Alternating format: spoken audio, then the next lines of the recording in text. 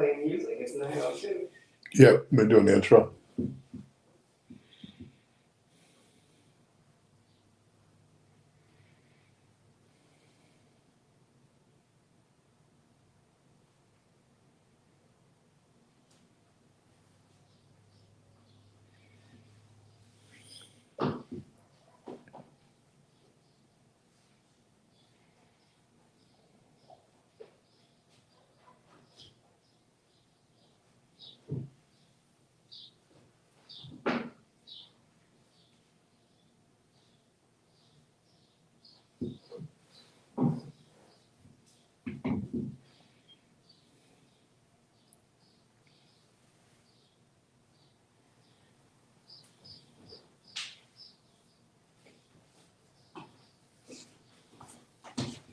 All right, good morning. Welcome to Community Voice. I'm your host, Keith Parris. I want to thank everybody for joining us this morning. Good morning, Clark Kent. Who you with?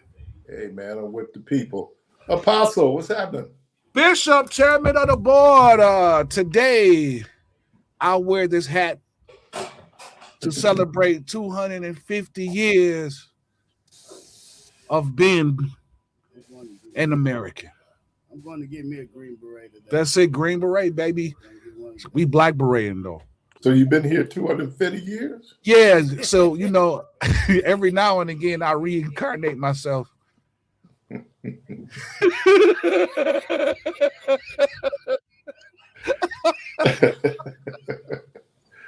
Okay, that pushes up against your religious tradition. You know that, right?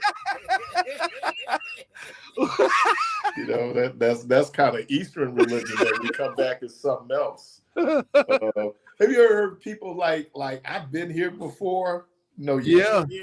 No, now you see some kids, man, and you swear these kids been here before, because for you to act like that is well, I don't know why we be tripping on old babies acting old. Right. Right. Like how? Yeah, that was an old baby. You know that old baby come out acting old. Yeah. Caller, welcome to the program. Oh, they actually just left the building. They just left. Yeah. They left. Oh, okay. Well, let me do this. And we do have we'll be having some guests at 9:30. Let me do I need to do a cleanup. I received an email this morning from a sister that listens to the program. And, she was talking about yesterday we were talking about, someone had put in the chat, I think it was Happiness Donuts had put in the chat, how Republicans will do anything to gain and maintain power. And I used a quote that was attributed to the old Oakland Raiders that said, if you ain't cheating, you ain't trying. Mm-hmm. And but what I was using that in context of is that people in it to win it. Right. And all is fair, love, and war. So when people looking at the rules really don't matter when you're on a mission. And so, no, I do not endorse cheating. And I hope I didn't give that impression. I was trying to give it in context to the conversation we were having about what people are willing to do, and specifically the Republican Party, to go after power and maintain power. And if they're cheating, so what? That's just how the game is played. Right. And I know that, and in any competition, you want to get an edge, on your opponent. That's just real talk, in terms of wanting to be able to do that. But it was just this whole idea that what people are doing, you're seeing that. Trump wanting to do the so-called SAVE Act, where you're trying to change the rules to give yourself an advantage, the racial gerrymandering that's being done. So there are evidence out there of people who are willing to violate, people willing to cheat, to do whatever you can in order to win. Right. Yeah. So well, sometimes you got to move the goalposts, Yeah. Oh yeah, people do it all the time. I do. You know, where you thought, and I and I wish, you know, it was just the Republican Party, but I've seen people, boy, I just tell you, man, people are they're, I don't even know the word for it when it comes to wanting to have our way, you know, but you know, we take that. People do anything, man, and then it's amazing how situational your ethics or your morality comes, right, or becomes. You know, Reverend Wadsworth used to always preach about situational ethics and how, you know, we will, depending on the situation, we might give up something that we ethically believe, you know. So 414-444-5250, 414-444-5250. Hey, man, how the Padres, I mean, I know this is kind of out of nowhere. They gave up 23 runs. To the Cubs? 23 runs. It was 23-2, wasn't it? Yeah. That's crazy. Now, well, one of the guys hit 3 home runs, man. Yeah. I mean, who was Pitt? Well, now look, everybody's talked about how depleted the Cubs bullpen is, but San Diego's bullpen must really be, I mean, that's like a softball score. Man, listen, man, I think they had a center fielder pitching, because ain't no way, man, that your regular rotation pitchers, even your bullpen pitchers, man, would actually give up that many runs like that, man. That was That's crazy, man. I get mad when the Brewers give up 1 run, but imagine that you're giving up 23. But do you have to, man, do you know how long that game had to have been? Well, yeah, they're talking about people, what is it, like batting around? Yeah, like you 4 or 5 times. That's like 4 or 5 times. And 9 people in the inning. That's crazy. That's nuts, man. Yeah. So anyway, hey, Jaylen Brown didn't get traded, did he? To Philly, baby, for Paul Really? Stinking George. Wow. They traded Paul George to Boston. And Mitchell Robinson just signed a Lakers. agent. Not with the Lakers. With Boston. Yeah. Did we talk about LeBron leaving yesterday? No, but okay, we'll do that a little bit later on. Yeah. Hey, but you know what though? And I know we're gonna talk about it later, but he was really smart. He waited until the Lakers guaranteed Bronny's contract. After they guaranteed this contract, then the news broke he was leaving. That boy's a genius. Hey man, if you got the leverage, use it. He's a genius. You know, use it. People been doing it for years, man. Yeah. They talk about in the NBA and in the NFL how the so-called coaching trees would be like families. Yeah. You know, and how a dad will make sure that his son gets the job. I don't know if you remember what is Dick Bennett?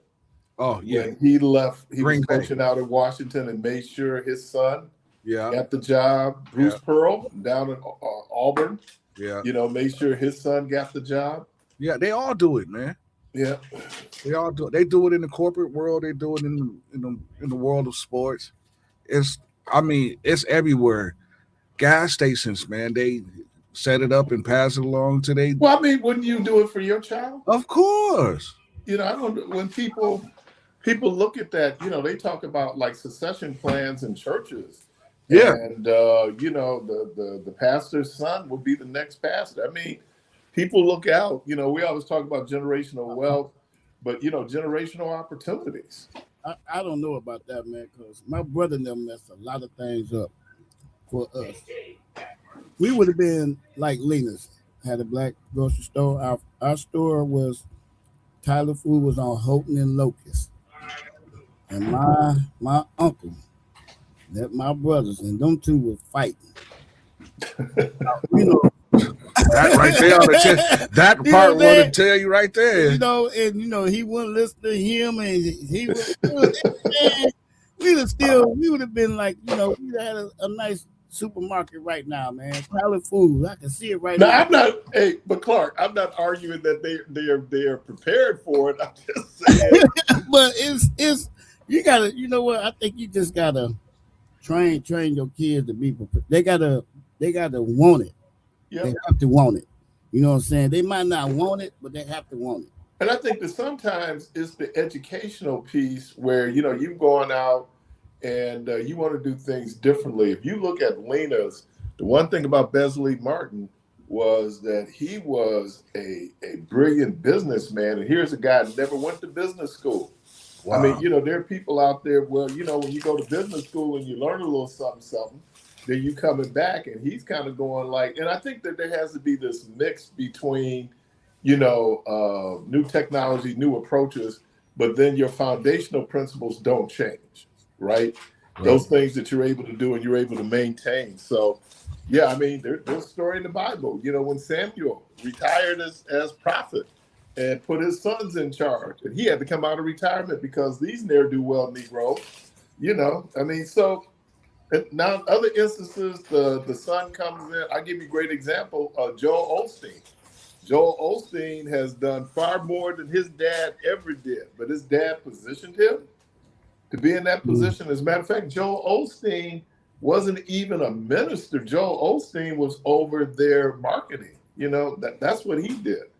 And when I think after his mom died, or that when he was elevated, but he already understood because he had learned the business. And whether I like him or not, Donnie Swaggart is another one, who learned the business. He would be out with his dad. He set up the Crusades. They started purchasing the radio stations. He was involved with that. So the mechanics of how the organization should run, was in real good hands. But you're right, Clark. It don't mean that just because they give it to you that you should be the person that should be in charge. Right, because the reason why I found out he was giving it to my brother, because my brother was the first oldest, right? His nephew. So, and then my other brother was the second. So it was like, but they were just like, man, man, I can just, if I can tell y'all some of the stories, man. Oh man, I can tell you, and families do, and that's the other thing, like family. You got all kind of stuff. You got the sibling rivalries. You got, I don't know why he's doing it. I don't know why she's doing it. So sometimes the biggest barrier to your success is your fellow family members. Yeah. So, all right, 414-444-5250, 414. Hey, Clark, I don't know if he sent it over to you. Did you get can we talk about Mount Olive Pickles? Yeah, I put it up there. Mount Olive Pickles. Mount Olive Pickles. You talking about the pickles? The pickles. The pickle people. Yeah. The pickle pepper. Peter Packer, pickle packer. However that goes. Peter Packer, pickle. The Peter pickle pepper. Let's see where I got it in my email. All right. Where is it? There it is. Mount Olive. Okay. All right. Michelle was talking about the have you ever had some people that, man, I can't cuss, but you have somebody that just F up everything? Yeah. Oh yeah. And that's how I feel about Donald Trump right now. Yeah. And this whole 250th celebration of the country. It just seems like it's about him. It's party. It's carnival. It's not inclusive. Yeah. I mean, it's just, how can anybody, well, I guess anybody can, where you're just so narcissistic that it's always about you. So, man, what I don't understand is how the people that is actually, I don't want to say celebrating him, but like worshiping, this cat, man, that, they see all of the stuff that he's doing. And yet they still can't find any fault in this guy, man. It's just amazing, man. Well, they have not showed up for this America State Fair. Oh, it was funny. I mean, it's like empty. It's predicting that unless he did what he's done in some rallies in the past where he actually pays people to come in, that is going to be pretty sparse there on the mall on Saturday. But let's talk about Mount Olive Pickles. And I don't know if people, I will be using, if I buy pickles, relish, it will be Mount Olive. Okay. And I'll just read this real short article. It says, Magworld has sharpened his knives for Mount Olive Pickles. The president's supporters have declared a boycott of the 100-year-old North Carolina Pickle Company after it withdrew from the Great America State Fair over Confederate flag display in the state's booth. MAGA's devotees descended upon X page of Mount Olive Pickles after the company pulled out of the sparsely attended fair in Washington, D.C. The saga unfolded last week after the company accepted an invitation to participate in North Carolina Pavilion, then got blindsided with a video displaying the Confederate flag. We're proud of our North Carolina roots, and we agree to be part of an exhibit as presented to us that would represent the best of our great state. Mount Olive Pickles said in a statement on X, we were unaware that the image of the Confederate flag was included in a video as part of this exhibit, and we're withdrawing our participation. Our country stands on values of human dignity, opportunity, and freedom. And then, you had people going, and I'll never buy your pickles again. My Confederate ancestors wouldn't want me to. Y'all are traitors. A self-anointed MAGA account said, just threw my Mount Olive kosher pickle spears in the trash. Another account said, no more Yankee pickles, F you, Mount Olive, and the mule you rode in on. If I had purchased Mount Olives for the last time, said a third user whose bio read, Democrats' goal is to destroy the United States. Shout out to Mount Olive Pickles. We don't have enough of people publicly standing and doing the right thing. So Mount Olive Pickles, and when I do my Sloppy Joe sliders, I will be using Mount Olive sweet pickle relish. So quick question. So the people that chimed in are upset because the pickle people pulled out of the say that 3 times quickly. The pickle people pulled. Right, the pickle people pulled. So many P's, man. But so people are upset because they didn't participate. Right. And I don't know what it is with these folks. You do know the Confederacy, first of all, committed treason and secession, and they lost the war. Well, what's so funny, Keith, that you brought this up? I was just watching a young Gen Z guy talking on social media, and he brought up a point. He said, you do know, man, that the South really won the war. It appears that way. It appears that way because he was like, well, all of the Jim Crow laws and how long it took and all of that other stuff. He was like, so in reality, and some of this stuff is still in place. So it's like you look at it, and he was like, well, in reality, the South really won. And it's like when you kind of look at it, it's like, wait a minute. It is because some of the stuff that we was fighting against is still in place. Yeah, I think the other thing about the status quo, and I talk about it a lot, is it's hard to move the status quo. It really is. I mean, once people get used to things being a certain way, it is hard for people to change.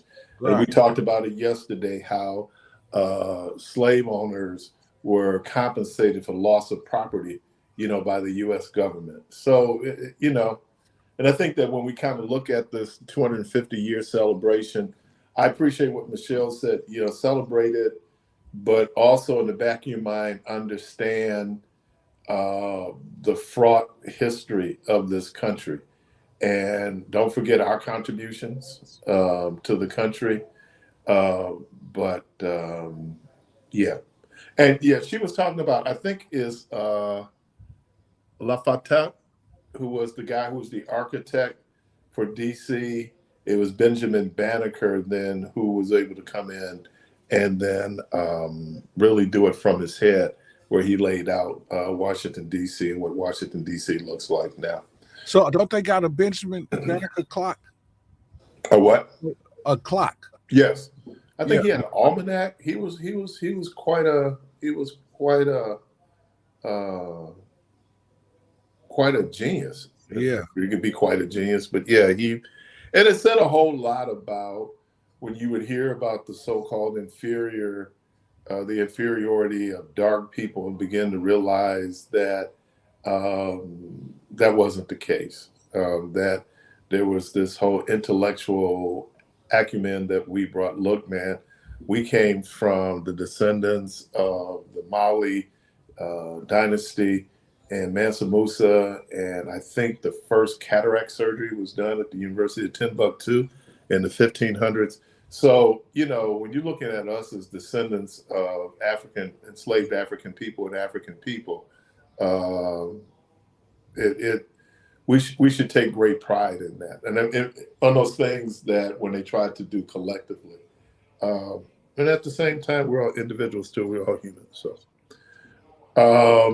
all right, let's do this. We're going to take a quick break, and we'll be right back.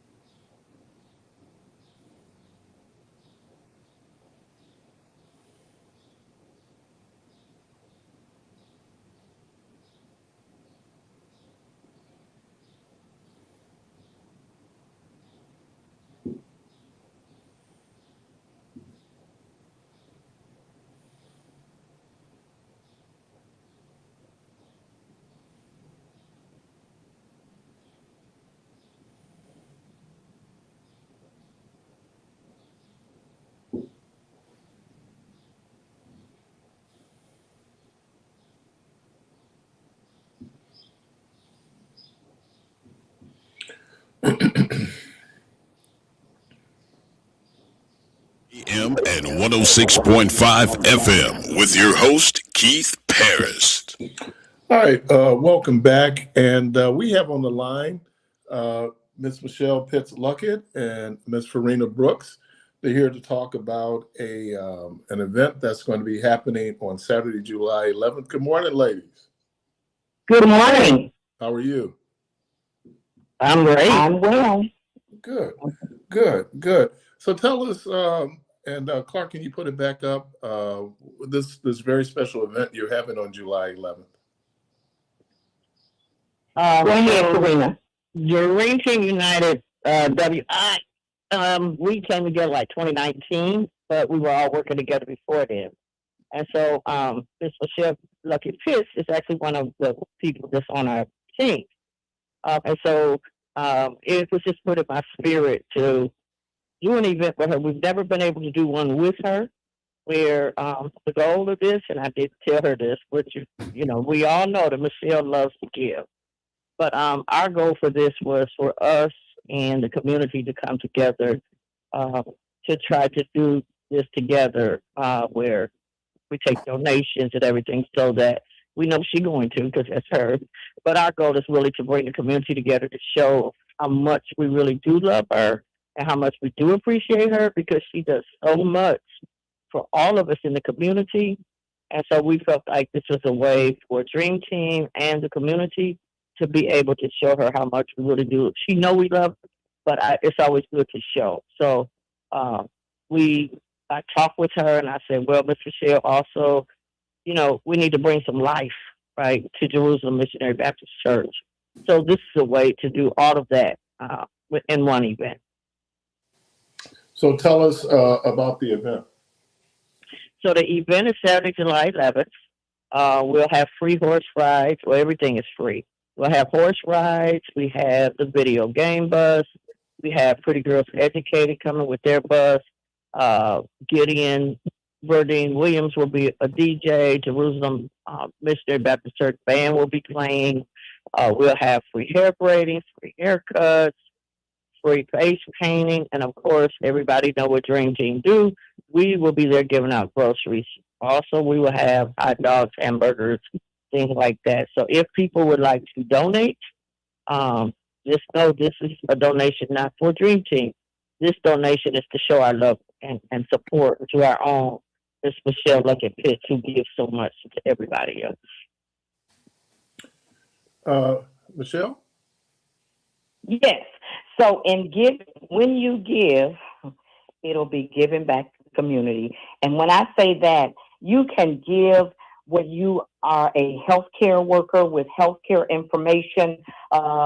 I know we do have a healthcare facility that is here, as well as they have different for women that for pregnant women, information for pregnant women. They also will be giving away Pampers and as she said, shoes. I mean, it's so much information. There is daycare information. Also, with the healthcare information that will be given, they will help with insurance, as well as letting you know if you don't have insurance, you will not be denied health care. So we have so many vendors coming, and it is so much. It will be very informative, and very community minded. And so when you come there, you will feel it, you will see it, and you will know this is really nothing but love. And that's what we want to do. We just want to show love and show that whenever community comes together, we can't do anything but soar. I mean, we have so much information in our community, but if we just get it out, let people know what we have. Even with education, a lot of people don't even know the next step of getting in a school. If you don't have the money, you'll be able to speak with someone there, just kind of giving you some direction on what you need to do in getting in school, whether it's regarding a grant or whatever the case may be. But it's going to be so much information and so many vendors out there. When I say giving, I mean giving materialistically, as well as giving out information, mindful information that will be educated information, health information. I mean, name it. And I was talking to someone the other day regarding the lunch programs that they have out since the students are out of school. I would always hear, whereas some of those students, the best meal that they would get in a day's time is the meal at school. School is out now, and there are several facilities that facilitate lunch and breakfast, dinner, even dinner. I know the Salvation Army, as well as there is several Milwaukee public schools that have food programs. So that information will be given out, even where activities take place in some areas or some schools or churches. That information will be given out. So people need to know. If they don't know, what can they do? But here, come, be there, bring your family. We are going to have a great time. And we're so excited to be on your radio show, Keith. So excited. And we thank you so much for allowing us this time. Because when I tell you I'm excited, I know she says, for Michelle, we just want to show her, you know what, it's so hard for me to take. It is so hard. And, I believe I got the I can't help it give back. And that is just me. And that's what I do. And I love people. All right. So again, the event, give us the name. I see JK4K, the Dream Team United, WI Yes. in New Pitts Mortuary at the historic Jerusalem Missionary Baptist Church. Jerusalem is located at 2025 West Cornell. I'm sorry. That was the error. The address is 2505 West Cornell Street. That is on the corner of Titonia and Cornell. You can't miss this big, beautiful brick church that was founded by none other than the late Dr. Dunny Sims and my Mother Neely Sims, my mom and my dad. Over 50 years, they founded that church. And so if I don't do anything else, I will continue to let their legacy live on. Okay. So it's 2005 West Cornell, right there on the corner of Cornell and Titonia. Am I right? Yes. All right. There you go. No, it's 2505. What? 2505. Oh, 2005. Okay. Right. Yeah, it's Well, they 2505. can't get that church. If they get the address out of their head and just think about the corner of Titonia and Cornell. There you go. Because It's on the corner. 2505 West on Cornell Street, right on the corner there. Y'all gonna get that address together in a minute. Yeah, that's the address. I forgot we're gonna have bouncy houses, and for some people that don't know, Miss Michelle has a actual Black Museum inside the church. And so people are going to be able to go in, especially our youth. We really want them to know. I mean, and it's a lot of, adults probably don't know a lot about the Black history right here in Milwaukee. So Miss Michelle has that in the church. So people will be able to go in and look at the pictures and find out about some of the history, back then and now, some of the politicians. I think there'll be a couple of them there. So that if people have questions, they'll be there and they can answer some questions for them if they can. So it's really going to be nice, real nice. It's very informative, very family friendly, very community, because that's what we are. We are love, we are community, and we believe in supporting our community and supporting each other. All right, that will be July 11th, right there on the corner of Teutonia and Cornell. It starts at 1 and goes to 5. People don't need to register, they just need to show up, correct? Yes, correct. Show up. All right. Well, appreciate anything else, ladies? Yes, I would like the city of Milwaukee to stay tuned because we have none other than, listen, Reverend Keith. He will be bringing word real soon, so stay tuned. Listen, Keith of WNOV Radio. He will be preaching at Jerusalem Missionary Baptist Church real soon, so you stay tuned. Wait a minute. Hold on. Can I come preach too? Only if Keith allows you. Oh, Keith, add me on to be your assistant, Doc.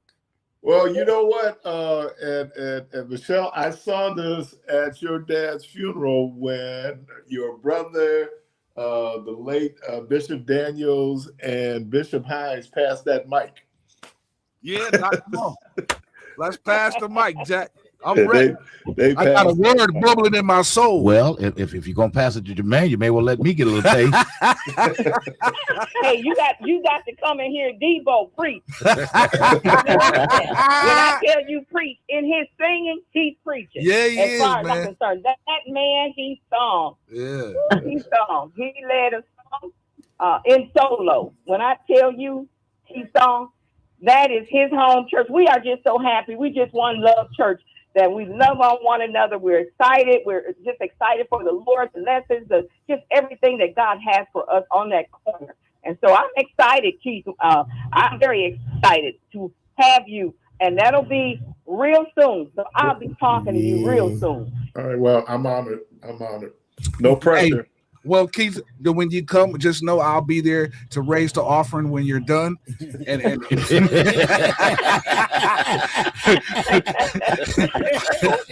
gonna have that $1,000 line for you.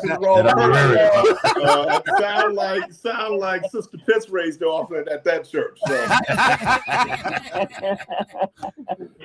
All right, appreciate you all. Was you trying to say something? No, I was just gonna say, yeah, Debo did a good job. He even had me crying, Keith. Oh, that ain't hard. Yeah. What do you mean that ain't hard? What do you mean that ain't hard? Michelle? Pastor Michelle. It's okay. Listen at You this. can cry. Clark came back to the station that Monday and told everybody, well, it's official. Tell him what you did yesterday. I said, you tell him what I did. He said, he's a deacon now. Everybody got to call it in. Talking about, folks with the call, is he still going to do the blues show? Oh, he had me all messed up around here. Oh, my goodness. All right. Thank you, Miss Michelle Pitts-Luckett. Thank you, Miss Farina Brooks. And again, that event is July 11th, the day before my birthday, from 1 to 5, right there on the corner of Teutonia and Cornell at Jerusalem Baptist Church. Thank you, ladies. You're welcome, and thank you for having us. No problem. You're welcome. Thank you for having us. Yep. Yes, sir. Yes, sir. Hey, Doc, I am ready. No pressure. Doc, No I am pressure. ready. Hey, man, I'm gonna close the doors. I ain't gonna let nobody leave out. Say lock the door. Say lock the door. Ain't nobody gonna leave out, and we gonna get every Hey, dime. that sounds like Mother Atwater. Oh, yeah. Mother Clara Atwater. Yeah, I know man. Mother Atwater. I do Yeah, she locked the door, Did she man. pass You wouldn't away? get out when she They closed told me those she doors Yeah, for the third offering. yeah, Jack. Say, Pastor need a haircut offering. Pastor need new doorknobs. all the Hey, time. did, Cut that out. Cut that. I mean, but you've seen it. It's like I've seen 93 it, but offers. That's Pastoral Sunday. That's when he's supposed to get his. Oh well, yeah. Well, I mean, Pastoral Sundays is totally different. But I've seen churches like have like building funds, and then like when the building fund money didn't come back right, When it didn't come back right, then they have another offering. what you expect happened to it? You said it didn't come back right. Exactly. I don't know what happened to it. Well, I'm telling you, man, a whole lot of money fall off the table in that counting room. Oh Lord, That's real talk. Into envelopes. Yeah, I'm just real talk, man. That's why, one of the benefits of when we saw this trend before COVID was that you can do electronic giving now. That goes right in the bank account. So that really makes a difference. I know that people had issues with ATMs in the church. I don't. Well, no, that shouldn't be an issue because that's just another way of you getting money. Yeah, I mean, compared to you going around to the corner store or to the corner gas station. We used to have the ushers. The ushers used to break your 20. Back in the day, you come in and you get change from the ushers. So in my mind, now at Rehoboth, they would stand there. There'd be a lady sitting there. She got the little book out and she writing down your name and what you gave, because people did. It's you certainly can file it on your taxes as a. Oh man, back in the day, remember when they would bring that one table North, they would actually put in what you gave on a Sunday. That'd be public. I'm glad we got away from that. Yeah, but I think the convenience of it. But because people always they get mad at the church for the church trying to finance itself, right? Mm-hmm. And so then they they got ATMs in the ATM is a convenience for me. If I want to put cash in the church, I want to put cash in the offering. So that's a convenience. It's like Ryder was saying. So I don't have to run up here to the store to try to break the 20. But man, I think we have to just step into the 21st century. And I know exactly. I remember giving. When I was working for Elliott Management Group, we sold credit card machines. Okay. And a lot of the watering holes is what I'll call them, bars, whatever you want to call them, that I was able to sell those machines to. They were very leery of it. And I just said, you'd be surprised how much more people spend. Right. And they're not conscious of constantly going in their pocket. It's just leaving that card and they're not really paying no attention. So I know a guy now, he told me since the day he put that machine in there, he has not touched the money that goes there. He just uses the cash. Right. And the other piece of it is, because this, people in the bar and restaurant business knows theft. Oh yeah. Cash is easier to steal than if you put it in as electronically done. And so I know that there are people out there who may or may not like the idea of using your debit card, using your credit card, but the convenience of it and then the security of it for those owners. Oh, absolutely. Yeah. Absolutely. Yeah. We went to, what did we go out for? I don't know if it was our anniversary. Wow. It could have been our anniversary. We went to this new restaurant that opened downtown right there on Van Buren and Mason, I think. And so we got our bill and they put on there that there was a 5%, 2% surcharge if you use a credit card. Well, I paid in cash. So she charged me the amount had I used the credit card. And, because she's so used to people paying with credit cards and not paying with cash. Mm-hmm. So she was able to go in and adjust the bill. But yeah, I mean, it's a brave new world. And like I said, COVID, that's why giving didn't really go down during COVID when we were doing the lockdown, because people still could electronically give. And a lot of churches got on the bandwagon then when they found out that, hey, you can go in and you support even now, because I go to churches and they might be taking up an offering and I don't have any cash. Well, they have those QR codes that you can go in and you can go in and give. So yeah, we start using Giveify, of course. Then there's Cash App. So there's so many ways that you can participate in the ministry of giving. Yeah, and let me say, okay, be God given, no matter how You try. Oh, I felt that. Can I have the outside rows please stand?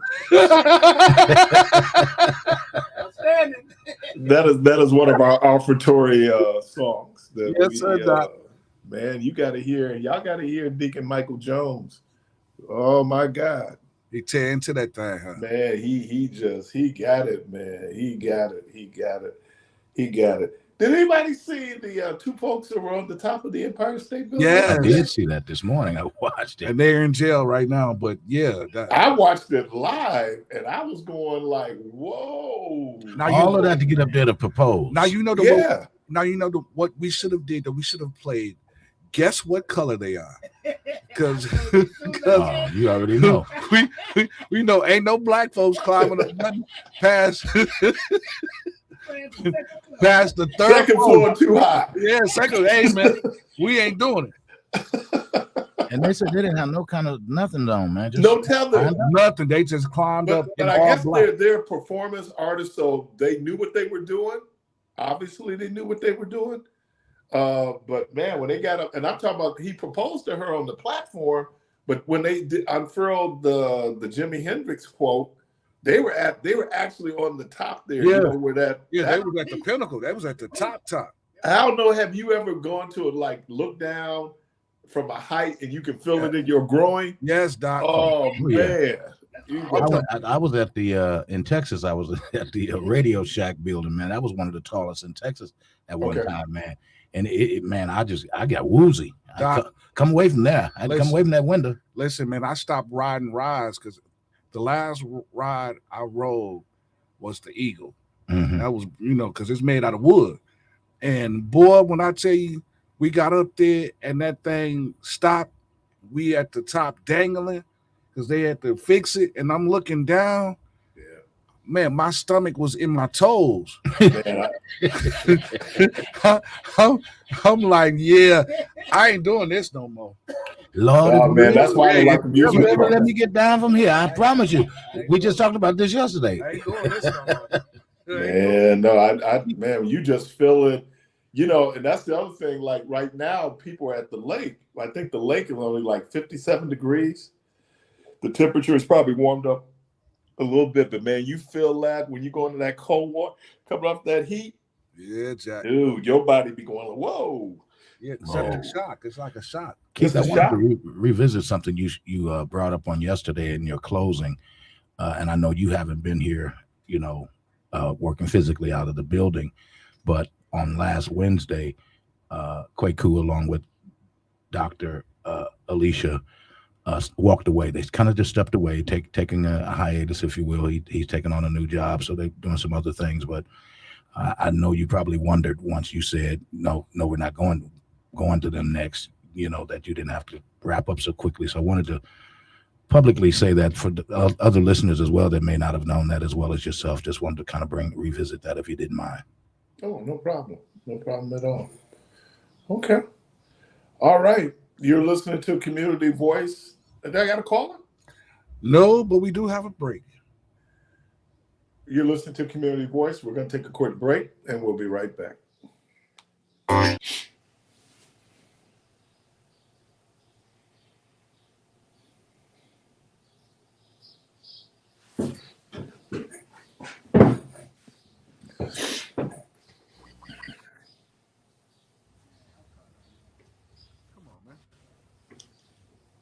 You live. All right. Good morning. Good morning. Good morning again, and welcome back to Community Voice. Okay, there you go. Welcome back to Community Voice. Today is, let me do a couple of things here. Let me do, I'm a Cancer, so I need to do my birthday shout outs. So for my nephew, Brandon Saffold, his birthday is tomorrow. On Sunday, it will be my niece, Amaris Muhammad, her birthday, and of course, my goddaughter, Caitlin, her birthday is on, so I have the 3rd and the 5th. My birthday is on the 12th. And so shout out to all the folks, all my fellow Cancers out there in terms of birthday shout outs. and I'll be doing more as we move through the month. Okay, let's see what I got here in the chat. I got one more thing. Clark, I'm trying to, where was I? Hold on. Trying to think. Oh, okay. Let's do United States men's national team. I don't know if anybody watched the match last night. They beat Bosnia-Herzegovina. They beat Bosnia last night. Fascinating match. It was a fascinating match because one of the American players who has an interesting backstory received a red card. And the red card means that you've been ejected from the game. That means that you're down a player. It's not like in other sports where you eject a player and then you can replace them. You can't. So, man, for more than a half, the Americans played 10 down. They were able to score 2 goals. Now, the issue going forward, though, I think, guys, Bodwin is that red card means he can't play in the next match. I think they have Switzerland in the next match. So, and you look, the men's team has always sucked. And so this squad has been, they've probably gone further or will go further than at least a team for almost 20 years from now. But they have, they've done real well. And I think it helps that they're playing here, so every game is a home game for them. And someone said, don't forget Keon. We did. I think we acknowledged him. I know Michelle did it on the Thursday. I thought I did it. His birthday was last Sunday, and I thought I mentioned him on Monday. But again, Keon Jackson Malone, he is mixed. He is missed. Caller, welcome to the program. Good morning. Good morning. Hello? Yes. Fine. This Reverend Parris, this is Brother Prince Roddy. How are you? Hey, Prince, how are you, bro? I'm good. Great. I just wanted to say good morning to everybody there because you and Debo know me and my wife. And hopefully I'll get a chance to meet the other people in the studio one day. But you were just giving out birthday shout-outs. Zola's birthday is Monday. That's your beautiful wife? Yes, you met my wife before. Oh, yeah, of course, yes. Right. That's all I wanted. You know me, whenever I come on the radio, I keep it short, brief, to the point. But I thank you for allowing me to say good morning and mentioning my beautiful wife, Zola, that her birthday is coming up. I appreciate it. I've known Prince Riley all my life, so. That's correct. And I'm very proud and happy to know you and your family. Thank you, and same here. Have a blessed day, all of you. All right, you too. Bye. Bye-bye. Yeah, so again, if you watched it, I watched it. I'm gonna be honest with you, man. I've been cheering for the African countries. Yeah. I was cheering for some. How the Democratic Republic of Congo lost that match. Oh my God. Time had almost run out, and they scored 2 goals. And then I think they catch them in extra time. Yeah. Man, it was so close. So I was cheering for them. Senegal, I think Cape Verde is still in it. But yeah, I'm naturally rooting for the African countries right now. I think anybody who has the draw where they're in the same draw as the U.S. or Mexico, Mexico playing in that stadium, I guess, in Mexico City, is they've only lost 2 matches in that stadium. So talk about a home field advantage that they have in terms of their next match and the Americans. So, Americans got through the knockout round. They haven't been this far quite a while, but losing, let me give you his name. That's going to be a big loss. I don't know if they're going to appeal that red card. You know, he got the red card because it looked like he stepped on the guy's ankle, but the replay shows that he barely grazed it. But that's a tough loss, you know, because it was going to be difficult them going forward. Just because now you're getting with the creme of the creme, you know, this next level. So let me give you this guy's name. Here we go.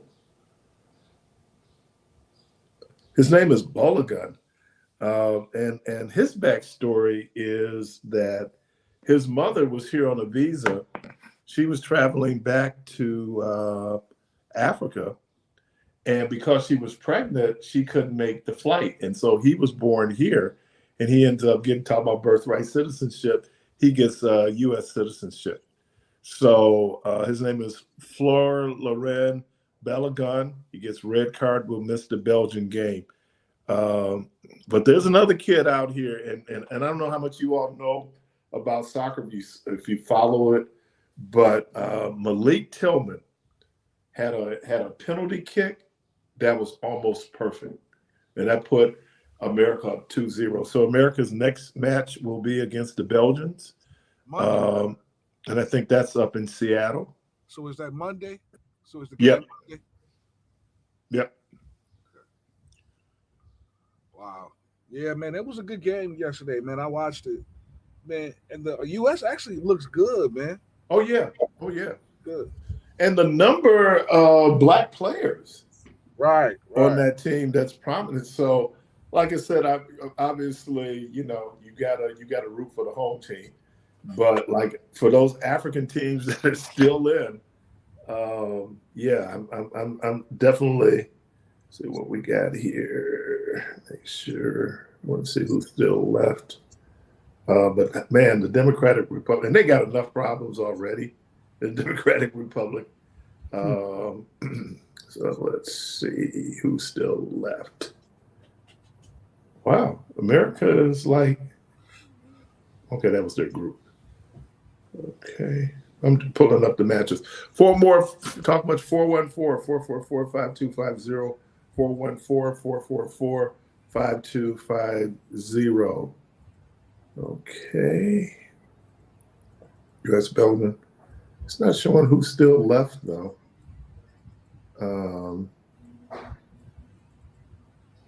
Uruguay. So I'll pull that up. So, LeBron's leaving L.A. Yeah, he's leaving L.A. He, told Rich Paul to talk to every team, let every team know he's available. But we know he's not coming to Milwaukee. We know he's not, going to Sacramento. We know he's not going to Washington, Utah, any of those teams. So them teams are out. He's not going back to L.A. because they just went and got 3 white guys that are supposed to be their future. With Kessler and Austin Reeves and Luka. So I guess that's the face of the team. I saw Stephen A. Smith going off about that. And so my guess is either Golden State or they trying to build a super team in Miami. Because they actually going after Dame Lillard too in Miami. Don't know how that's going to happen. But yeah, they trying to build a super team, man. Okay, and the African teams that are still playing is Algeria, Egypt, Cape Verde, Ghana, and Morocco. So there's still African teams playing. Ghana has a pretty good chance. They're playing Colombia. I don't know how good Colombia is this year. So, all right. Jaylen Brown going to Philly. He was going somewhere, it sounds like, because when they were talking about the trade talks with Giannis, his name came up as possible, trade. So whatever he's done in Boston, I don't know if he wore out his welcome in Boston or what it is. And I mean, Paul George, isn't this be like his 13th, 14th year? Yeah, Paul George is on a decline, which makes no sense of why they would even trade for him. But I think Boston was just tired of JB and they just wanted to get rid of him for whatever they. So what do you think the issue was with him there? He was outspoken, and I think they just wanted him to shut up, dribble, and shoot and run. Well, I do know when they did that. I don't know if it's a 30 for 30, and they talked about Boston and the Celtics, and he was like Bill Russell. He was pretty honest about how racist a city Boston can be. Yeah. So I don't know if that had anything to do with it. I don't know, if it had anything to do with he just couldn't figure out that hair situation. I don't know. He was leaving marks. Well, no, man, I think it was because, after this season and they lost and he said that this was his best season, they felt some kind of way. But how can you tell this man how to feel and what he think is best for him? I mean, if he think he individually had a great season, let him live with that. How can you take that from him? And they played well with him when Tatum went down. Yeah, so I mean, Boston to do what Boston did speaks volume of who they are. And if I was JT, I'll be trying to find my way up out of there too. Okay. Well, let me do this because they said I have not responded to their post. So let me respond to George's post. He said that Brown didn't request a trade. If it wasn't for him, the Celtics would not have made it to the playoffs. True. He was talking about the Climbers as publicity stunt, a very good publicity stunt because they had every major cable news network focusing in on him. So yeah. And then he said, I was surprised. I don't watch soccer, but I was surprised that there were so many brothers. I think I know I have a nephew in Miami who's a real good soccer player. His dad was a football player, but he's really picked up soccer. He's gotten good at it. Hey man, look, and the money that you can make playing soccer without the impact that would have on your body playing football, right? I mean, why not? But we were talking a little while ago about flopping. Right. If you don't know how to flop in soccer, you will not play. Man, because I tell you, them guys, I mean, how they just throw and they flail like fish out of water, man. Like they just go nuts and then they get right back up and act like nothing happened. It's like, dude. Oh man, because it's rare. And then when you see the replay, it was like, dude, that wasn't as bad as you made it. I mean, they and I think a lot of European basketball players also play soccer. So flopping was just part of that's how you get the call. Yeah. Like just go down and stay down. They'll let the play and then see if it's coming back. But man, that flopping that's out there is just crazy, man. It's okay. So we got Spain and Austria, Croatia and Portugal, and Switzerland and Algeria. 414-444-5250, 414-444-5250. Caller, welcome to the program. You'll be a little patient. Call back. 414-444-5250. 414. Got a call? Yep. Good morning. Good morning. Am I Rodney Dangerfield? Rodney Dangerfield. Yeah, that went over. Yeah, but anyway, I do not, and unless they know something that we don't know. Because if I had between light skinned dudes on ball, what's the light skinned dude on ball? You got us on speaker? Because you break it up. You got us on speaker because you're breaking up. Sorry, yeah. What's the light-skinned dude on Boston? Tatum. Tatum. If I had to choose between Tatum and Brown, I don't know about y'all, but I would keep Brown versus Tatum. Oh, I keep Tatum. Yes, I'm serious. You tripping. Probably. But let me ask you a question. Before they won the championship, who was turning the ball over, throwing the ball away, making all the goofy mistakes before they won that championship? It wasn't Brown. It was Tatum. He had his moments. Moments. And if it wasn't for Brown last year, I'm not saying that the other guys didn't contribute. But if it wasn't for Brown, hold them together till Tatum got back with that little stunt he did come back in, they wouldn't have made the playoffs. Yeah, but now, am I tripping about that? There's a different team when it's just Jaylen Brown and then it's Jaylen Brown and Tatum. I mean, I think it's just a different team. So you think they're going to go further unless they trade George Paul?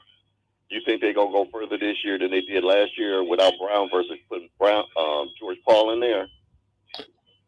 I don't know. It seems like they're putting a lot of their money on the white kid. Pritchard. No. Pritchard. Is it Derek White? Who is the bald kid? His last name is White, right? Are you talking about Derek White, or you said the White? Yeah, Derek White. Right. White. So when I said the white kid, I wasn't talking about Pritchard. Oh, you talking about his last name? Yeah, Derek White. Yeah. They look at and look, dude. He made the Olympics. Brown. Derek White versus Brown. Yeah, I think that they see the upside on him more than they see the upside on Jaylen Brown. I don't see it. So unless there was something going inside that we don't know about, I don't get it why they would trade him. And it could also be a chemistry piece too. So you don't think they play good together? Yeah, but I'm saying, then how they get along in the locker room, there could have been a whole lot that went into that. It seems that the fact that he was even mentioned in the trade. You don't think we would have heard about that, Keith? Huh? If you don't think it was some problems going in within that locker room, you don't think we would have heard that, especially from Stephen A? No, you don't think we would have heard about that? They may not, depending on the locker room. Business out there. You know, we didn't know much about what was going on in the Bucks locker room until the dude. He didn't request a trade. I don't. Whether he requested a trade or not, they were talking about trading him. They've been talking about moving him for the last year. I don't get it, Keith. I do not get it. So, but that's sports, right? Yep. And the other thing too, and which I have put in some polls, I'm like, okay, I got to call. I guess I got to call in to get my questions answered. I don't watch soccer. You know, it's not one of the sports I really get into. So I did watch the beginning yesterday of the game, and I was totally, and I don't know about any of you guys, because again, I don't watch soccer. I was totally surprised to see as many brothers on the American team as it was. And so I guess my question to you, because I guess they got all these different teams, are they born Americans, the black guys on there? Or can most of them are. Most of them are, yep. So all of them are, or can you say I want to play for this team? No, I think all of them, you would have to, you'd have to have some type of American status to play for the American team. Okay. So, yeah, they're all Americans. Again, the Baladon, he's interesting because his mom was here and she was pregnant and she couldn't go home. And so until she had delivered him, and when she delivered him, he got U.S. citizenship. Well, he's an American then. You're born on American soil, you're American. There you go. And then Antonio Freeman's son is on the team. Thank you, Curly. I forgot about that. His son is playing. So, whose son? Antonio Freeman, former Packer. Oh, yeah, yeah, I knew that much. Yeah, I knew that much. His son was playing on right. They're a pretty good team. Now, again, they don't have like the World Cup experience, some of the other teams like Portugal or Argentina. I mean, these teams, England, even though England has not won a World Cup in more than 50 years, you know, So it's going to be. I think the experience piece is going to be how good they are going forward. But I think they do have a distinct advantage because they play at home. So we've never talked about the Bucks trade, and unless maybe I didn't hear you. You got your radio on? Because I'm here. Turn yeah, hang on. I'm by my phone. I'm over by my phone. Let me turn it down. Okay, is that better? Yeah. Okay. So, what do you guys think about the trade the Bucks made? Winner, chicken dinner. I think that way too. Now, the only thing we got to get that I've been asking for years, if we could get a decent big man, I think we'll be all right. Because that dude from Indiana we got, Turner. I don't know what kind of year he'll have this year if we're going to get rid of him, but he disappointed me so bad. And it was just like, okay, all of us, including myself, was talking about getting rid of Lopez, right? Yeah. Be careful what you wish for. Ain't that what they say? Because that dude was garbage. Well, George, you got to be careful too, because it's the system that they play in. Because the system he played in Indiana was totally different from the system he played in under Doc. Yeah. And I think it takes time for teams you got to have chemistry. This idea, we got him and we got him. You could be great individual talents, mm-hmm. and then you have somebody out there. And then I wonder who is the glue guy for the Bucks. You know, that one player, that Josh Hart, that Draymond Green, you know, that player out there that can really, that was Drew Holiday. He was like the glue guy. You know, so I think they have to develop that level of chemistry. So quick question to you guys, since we're talking trades and things. Now, there's a rumor floating around now, man, that the Bucks, and I wouldn't do it, but they were talking about Tyler Hero and Miles Turner for Zion. Heck no. No, Zion Williamson, he's too injury prone. He's kind of almost like Giannis to me. And really, you'd be trading him, be like Tyler Hero. He's not on the field. If I had to take him, I'd rather keep Tyler Hero. At least he can shoot. They was talking about dunking on you. What can he really do? Well, they was talking about as far and as he stay hurt. Putting butts in the seats, and it could be a new start for him. But I don't think Zion is the answer to putting butts in the seats, though. I think you put butts in the seat with Tyler Hero because he's local. You know, and so, you know, you'll have that initially. But at some point, the Bucks have to start winning. I don't care who you put up there trying to put, you know, wins put meat in the seats. Yes, sir. I don't think he's going to stay here anyway. I would think they're probably going to use it for a trade piece anyway. Tyler? Yeah. Yeah, because they are actually overcrowded at the guard spot. Because they got your boy in there that you praise so much. So what? Listen, well, actually, George, to what I'm hearing, and I don't know if there's any truth to this, but you know, because they was waiting on Gary Trent to pick up his option or to sign because he had declined, but they said that this spot that's open, that it could go to Gary Trent because Burris, our draft pick from high school to college, wore number 5. And his number now is 0. And so they was asking, is it because GT is coming back? But if he do come back, I'm sure, man, that there's trades because they got like 18 players if he come back because the Ousmane Deng just signed for 3 years. Right. So I'm glad they kept him. Yeah. So it's some trades coming. And I like those 2 young boys that they drafted. Yeah, plus especially the one that I don't really know much about the one they drafted 10th. Nate, the one they drafted 13th, I think was the 13th. Yeah. But that cat that they drafted 10th from Arizona, he's a bona fide shooter. He's a shooter. Can he come in and play right away? Yeah, I saw him play at Arizona. You know, again, that's college. I don't know if these guys can come in and they're going to have an instant impact on the team. Well, he said, from what the NBA scouts are saying, they said he is NBA ready. He has an NBA body. I got all of that. That's the potential. But I'm saying, will he come in and really will either one of these players have any real impact in terms of significant minutes being played and then productive minutes being played. Well, yeah, well, So let me ask y'all you guys won't one know more unless. question, and then I'm gonna get off and let other people call. But Okay. do you think that Doc? Because I'm kind of interested to see what GT gonna do this year if they keep him. But do you think that the way Doc Coach messed him up in the scheme this last year? Yep. Yep. Gary Trent. Yeah, Gary Trent, and how Man, Gary Trent. used him. What is with and you know, what is with this y'all with these undersized guards and you thinking But you only got one Jalen Brunson. These dudes are undersized guards, man. The NBA is about shooting. It's about shooting. It's also about guarding. And he's undersized. Nobody plays You're right defense. about Keith. You are right about that. We do have some guards on our team that couldn't even, like I always say in your lab, couldn't guard Brenda. And he's one of them.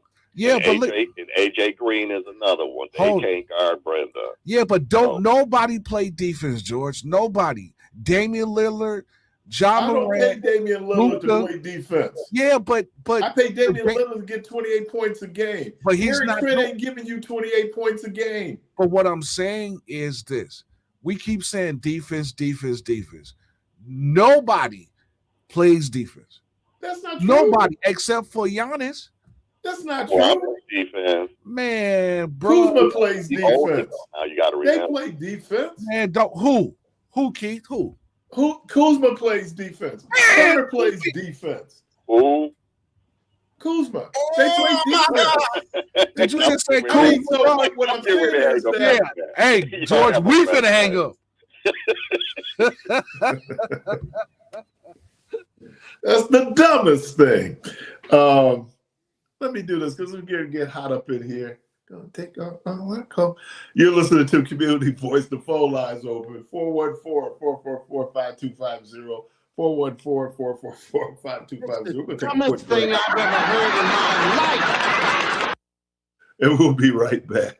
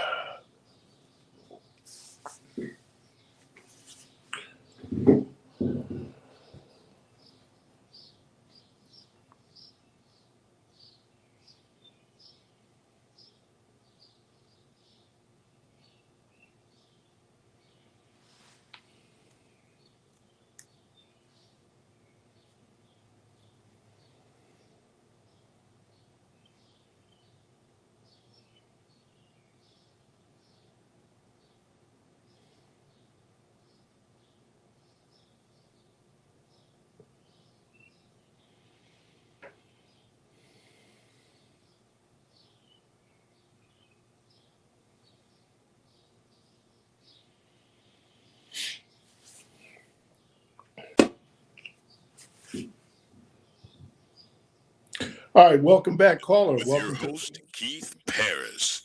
You pointed at me, man. Caller, welcome. Welcome to the program. Listen, man, you know, Rick from Germany called in on the Big Dog show yesterday and talked to Al Sharpton and reported y'all. I heard about that, man. That's what I was about to ask. You know what? I'm glad you said that. I was going to ask you, Keith. I heard about that. Somebody said that Rick called into the Al Sharpton show and said that your show was going off the air because of alcohol or something like that, man. I don't know what. No, that's not what he said. So that's not what he said? He said you guys were sport. He said you were talking about alcohol and you were talking about sports and you ended your show that he thought was, that's what he said. And then he said you were talking about alcohol and alcohol is killing him because he used alcohol to kill the parasites in his body. Rick from Germany ain't nowhere but over on 39th and Center somewhere, man. But that like he's from Germany, he got old Germany area. So nigga over there around 28th and Burlap. You know what I mean? He called the Al Sharpton show, man, and made it. Hey, man, he made it. He went on syndicated radio. Yeah, I heard about and that. said the Keith Parris show in Milwaukee is trash. He did say that because somebody mentioned. Hey man, it I to gotta me. go, man. That is true. He somebody mentioned that to me, that he called into Al Sharpton's show and said something about going off the air and alcohol, and Keith Parris show is all. Don't know where he got it from. I don't think we was talking about alcohol. Yeah, we did. Well, I mean, not using it like that. No, we were talking about our experiences. And we was talking about what happens to you when you're under the influence, and why I don't drink anymore, and why we don't drink anymore, and what happens about, when you find yourself in that situation and you saying, God, if you take me up out of this, I'll never do it again. So we weren't glorifying alcohol. So I don't know where. What was going to happen? Reverend Sharpton was going to put me on timeout. I mean, what was? Well, he was going to call you and say, keep it real. Yeah, but that's crazy for him to call a national syndicated show and say the Keith Parris show from Milwaukee is trash. Yeah, Doc, you. And I'm sure a whole lot of people out there. Who the hell is Keith Parris? Right. Well, I mean, you famous now. Okay. You famous now because Al Sharpton repeated your name. Just like they said in Atlanta, you ain't famous if you be hated on. I mean, but for him to even call and say that, now some of the stuff he has called in and said, I have actually got off the air and scratched my head numerous times. But when I heard about that, I actually heard about that last night, so it's funny that the caller even called in and said that, because I was going to say something to you and it slipped my mind. And then it seemed like the caller really relished. Oh yeah, Did you see that there was a certain level of joy? Oh yeah, Doc. Doc. He was rolling in mustard. Yeah, like he was. Didn't sound like he was calling in to defend me. Sound like he was almost endorsing the sentiments. All right, caller, welcome to the program. Hello? All publicity is not bad. Can you take us off of speakerphone? Take us off speaker. Yeah. All publicity is not bad, and but you have to think about the source sometime that unleash things. And if you listen to the caller as he called time to time, you'll know it ain't all wrapped up tight. The bow is real loose. The paper's falling off the side of the head.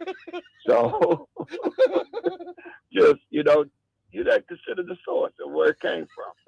But someone put in the chat that the man said you guys were celebrating the use of alcohol when you guys were going off the air. He did not say you guys were trash. Well, who was celebrating it though? Because it wasn't. I mean, nobody was celebrating. You weren't celebrating. You was talking about the fact is when you used it, Keith said something about when he had went back on it before. I listened to the program pretty much. But the thing was, it wasn't a glorified situation. But again, consider the source. Yeah. And you know, like you said, now you're famous.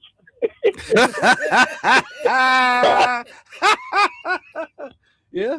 Well, anyway, I won't get into something as it relates to Reverend Sharpton and myself. Yeah, I think it's when we have these conversations. First of all, we're adults, right? Right. And what was it? There's a sign that at this Methodist church on Center Street, it says that every saint has a past, every sinner has a future, right? Oh yeah. And so when you think about those things that you did, that you experienced in your life, you talk about now. Hopefully, you learn from those experiences. It took a couple of times to learn that if you do excessive drinking, you're gonna get real sick. Right. Some of us it took, but I'm just saying it's a part of it, and we should be able to have adult conversations. It's not glorifying, but at the same time, it's not putting it down. I mean, people. So my thing is, Keith, we had the conversation yesterday on the air. If he felt some kind of way, why he didn't call in and share his feelings? Because that, like you are that kind of host that you give people the opportunity to share how they feel. So if you really felt some kind of way, you could have called into the show and shared your feelings instead of calling a show that had no clue about what we was talking about. Yeah, because I'm sure he was going like, who is Keith Parris? Well, Yeah. Okay. Well, but people listening. Yeah. But no, I just think when we have these conversations, because it can veer off course. We have very serious conversations. I know certainly when we have conversations around sexuality, we have conversations around religion. I mean, it is, and I just believe that everybody has a seat at the community table. No opinion is no more important than another opinion. But at the same time, and then it also celebrates the diversity of how we view the world. I got a caller? No, sir. Okay. I thought I said, they had a caller. You were a little slow on the uptick, though, when Michelle was telling you to cut each off. I was kind of going like, you might have to tell him 2-3 times, Michelle, before you get to the button. Hello? Okay, yeah. Sorry about that, man. We was doing live production live on air. All right. Somebody put yesterday. They thought it was funny. We had production meetings. They thought that was funny. Wait. Somebody say, "Don't believe that right out." Oh well, yeah. Well, sometimes you're gonna have production meetings live and in person. Oh man, we're doing it live. Yeah, do it live. Just do it live. I'm just so glad that you're here at the beginning of the program right out, because I know sometimes you can step out. So yeah, sometimes at like right when you get ready to go on the air, I have to step away and handle some business. Like I didn't have 30 minutes before you got. I know. I do the same thing. It's just like, why are you doing this now? You had 30 when you knew you had to. Yeah. Anyway, all right. So you were saying that, and I was getting ready to go on a rant. No disrespect, I admire people that are just ballers. But I'm telling you, man, in the NBA, it's hard to win with undersized guards. That is true. I'm just saying, obviously, New York proved that you could win with an undersized guard. And Jalen Brunson, but he becomes the outlier. Yeah. He's not the rule, and so those guys become contributors. Gary Trent has a great game, but he's a contributor. Gary Trent is not going to be averaging 25 points a game. It's just not in what he does. Unless with this new system that they increase his volume of shots. Yeah, but if they increase the volume of shots, it's probably going to be the volume of misses are going to go up too. Yeah, I believe that too. So I think, sometimes, and again, people define the numbers now. I was just kind of processing this. Jaylen Brown going to Philly, it gives them another scorer. I mean, somebody who can create a shot. Yeah, but how are you going to run that lineup with Maxey, VJ? Because when they send everybody but the team manager on Embiid, he passes the ball out, and you got guys who can create. So you saying that you will play JB at the 2 or at the 3? Because his position is basketball. All I'm saying is you have another player, right, who can break down a defense, and I think that's something Paul George could not do. He's old, man. No disrespect to old people. I'm old. He's old. Jaylen Brown still has a lot of physical potential anyway. Yeah, so but Philly, that's a better deal. Yeah, but Keith, to be honest, Jaylen Brown is considered old in NBA years because he's 30 with that mileage on his body. But he's 30. But we peak. Our athletic peak is between 28 and 30, which is true. But you also got those miles on your body from NBA. I got that, but so does everybody else. Yeah, but not the young cats. Yeah, but the young cats don't know how to play yet. Well, when you look at young cats like VJ Edgecombe that plays for Philly, now he was their shooting guy. So when you bring in Jaylen Brown is like what, 6'5"? Yeah, and he's about 20 to 22 points a game. I get it. But where you gonna play him at? Are you gonna play him at the 2 or at the 3? His position is basketball. But he's gonna be on the floor. I get it. But if you run all of those guards like that, you too small on your backcourt. Not really. If he's 6'5", Maxey's about what, 6'3"? Yeah, but again, though, you looking at small forwards being 6'7", 6'8", 6'9", 6'10". Okay. I think you can. He can defend the 3, Jaylen Brown. He can defend the 3. He can defend the 2. So I think you figure it out. You put it out there because again, we're getting away from this 1, 2, 3, 4. Its position is basketball. It's your ability to keep moving, keep the ball moving, right? Be able to operate in space. And then they have a very strong post presence in Joel Embiid. Well, I think Philly benefits from the trade. Well, one thing about Embiid, man, I hate to say it, but I think he's on the downturn from the injuries and his knees, man. And as a big man trying to move and post up down low, and yeah, man, I think it's pretty much. You have 12 scoring threats. That takes some pressure off of him. Of course, yeah. So and let me do this real quick too. Speaking of age, I did get a chance to watch Serena Williams' third set. Oh yeah. And man, she's 44, and you can tell. Oh yeah, it was obvious. She looks like she's in phenomenal shape. It was like, but she's 44. There were shots that this young woman hit that normally she would run down. She didn't even try to.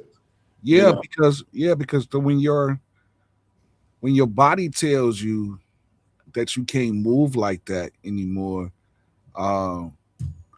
you got to listen to your body, man. Yeah, and I think now give her credit. That the fact that she would even want to give it a try at 44.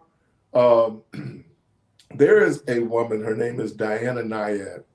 And Diana Nyad started off, she was an Olympic swimmer. And she had been trying to swim from Cuba to Key West. Mm. And every time she did it, something came up. She never I remember that. I remember but that. She finally crossed it when she was like 60 something. Yeah, I remember that. Yeah, but that, again, that's an exception. That's not the rule. I heard, I don't know who said it the other day. They said Father Time has never lost. Undefeated. Is undefeated. And you might be able to be LeBron where you defy it, but obviously there are things that LeBron could do when he was 20 to when he was 23 that his body won't let him do now. Yeah, I bet you he can't play back-to-back games like he used to. Oh, man. People like Giannis, it's hard for them to do back-to-back. It's, the physical toll that the sport takes on you and takes on your body, and then you factor in things like travel, all these other things. I don't know. I think probably it sounds like Boston wanted to move Jaylen Brown anyway. I think Philly can benefit from it. And then how about, we didn't even say it, Kawhi Leonard going back to Toronto? I ain't gonna make too much of that, of that, because Kawhi is pretty old too. So, yeah, they got a superstar name, but my question is, are you going to get the superstar play? Well, can he be on the floor? That's So that when you get in your 30s and you played for so long and running up and down, the pain hits you differently.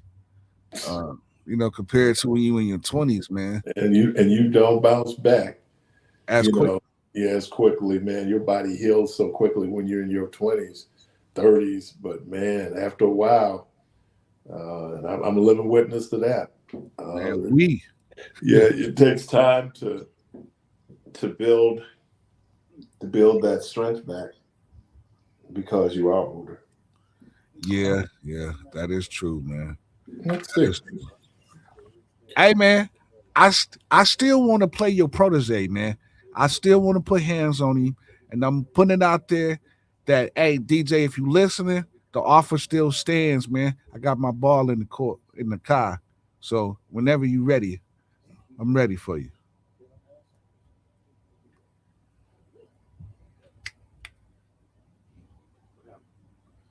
Keith, are you there? Keith, go. He didn't sign off, but we could sign off. It's about that time. Well, we don't know what happened to Keith, so this is live. So we're going to he didn't pay his bill. Keith, we're going to ask you to pay your bill so they don't turn off your spider phone. He over in his minutes. He went over his minutes. His peak minutes, He back now. I received a phone call, and when I receive a phone call, it goes through the tablet. Oh, I thought you didn't pay your bill. Oh, yeah. We I would say, boy, spiders don't play, right? Yeah, man. I'm sitting up here. He still got the pager. Yeah, he still got the pager of spiders. You said the pager. Yeah, no, man, I got a beeper. The two-way. Isn't the beeper the same as a pager? Same difference. Yeah, but that's what we call it. Like, you got a beeper. Now, why was it that any and everybody that had a beeper, especially if you was in church, but them preachers, you're a drug dealer? No, I'm not a drug dealer, man. Yeah, well, most people with beepers are either an on-call physician or a drug dealer. Or which is another name for a drug dealer, an on-call physician. On-call physician. Like you're on call for your job, but primarily the technology was used by drug dealers. Yeah, but I think that was judgment, man, because a lot of preachers used to judge a lot of young people like that. Like you'll see them with the beeper on the hip. You got your beeper on your hip, but you guys got to remember, other than the brick phone, when beepers were prominent, you didn't have cell phones. Right, you didn't go to the payphone. Yeah. I had a cell phone. In your car? Well, I had in your Fiat. No. So remember the gray phone? I had the Fiat. You had the gray phone that you pull up the antenna and you open it but that's what I'm talking about. They weren't prominent. Right. It wasn't like it was now. You see 7-year-olds with phones. Yeah. Or in the back, some rooftop. Seen in the gangster league. The bag phone. Remember the bag phone? Yeah, listen, I remember my daddy came out the house one time because he's always ride Cadillacs and staying in Lincolns, and they had a briefcase. It was a briefcase with a phone in it, and I'm like, well, why you got a briefcase with a phone in it? But it was it was a radio. It was expensive to use. Yeah, it was radio. I think that was the beginning of technology. It was radio technology, and then they went to this kind of point to point, and not even now we call it like our phones are cell phones, but technically they're not. They're mobile phones, right? So we made that transition from the flip phone, the big phones. Everybody remember Miami Vice? Yeah. And who had the phones? The drug dealers. Yeah, but when you think now, man, I look at technology and how you know, everything pretty much that you can do on a computer, you can do right on your phone and on this little bitty device. Yeah, that's the scary part about it, because back in the day when we was younger, like we used to try to scramble the TV so we could see stuff we weren't supposed to see on the cable TV. Is the statute of limitations up on that, man? Hey Doc, I ain't talking about it. I might still get a whooping from that, but now it's right there in your hands, and you can just put certain words in, and it's popping up. So fifth, all type of stuff is available to anybody. Man, when I worked at this particular phone company, man, and yeah, I've had a lot of jobs. For those that's listening, I always talk about different industries, because you try different things until you find something that sticks, you know, that you really like. Right. But you'd be surprised how many people would come in with that FBI screen where they'd unlock it because they watching forbidden stuff. Yeah. You'd be amazed, Really? man. Oh yeah. They will lock your phone up, man. I know. Porn, all that stuff they was watching. Yeah. Remember when they were talking about R. Kelly and that P tape? Yeah. And they were saying if you had it on your phone, you were in possession of child pornography. Yeah. I had it on DVD though.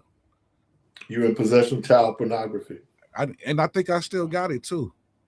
You know, it's funny how necessity drives technology, right? Yeah, ain't that so? And when you think about, you know, who do you think made VHS tapes popular? Oh, what made VHS popular? Yeah. Who were the first people to actually use VHS tapes? What, Girls Gone Wild? Those people? I don't know. It was porn. It's the porn industry. Yeah. And they were able to, because there were issues around HIV and AIDS, and so people stopped going to the bookstore, stopped going to the theaters, but then they could send you a tape. And then Hollywood figured out, like, let's put it on tape. I don't know if y'all remember, I had the conversation with Michael Schultz, and he was talking about Cooley High and how he had gotten all that music for $3,000, right? Yep. He said, but then when they put it on VHS, a lot of that music didn't go on there. He was saying because VHS now kind of changed the game, but it was really the porn folks who started using VHS before the studios did. Yeah, you're right. You're right. All right, y'all. Well, man, we got a long weekend coming up. It's going to be so weird, man. Because I have I got going for an MRI tomorrow, which is crazy because tomorrow's actually the holiday. So let me thank Sister Michelle Pitts-Luckett. Let me thank Miss Farina Brooks. Clark Kent, thank you. All right. Yes, all right. Jermaine Rideout, thank you. Indeed, Jack. Thank you. Mr. Debo, thank you, sir. Yes, sir. Yes, sir. Hey, y'all, the good Lord willing, the creek don't rise. Hope to talk to everybody on Monday. You have a safe and wonderful 4th of July weekend. And as always, go from this place in peace.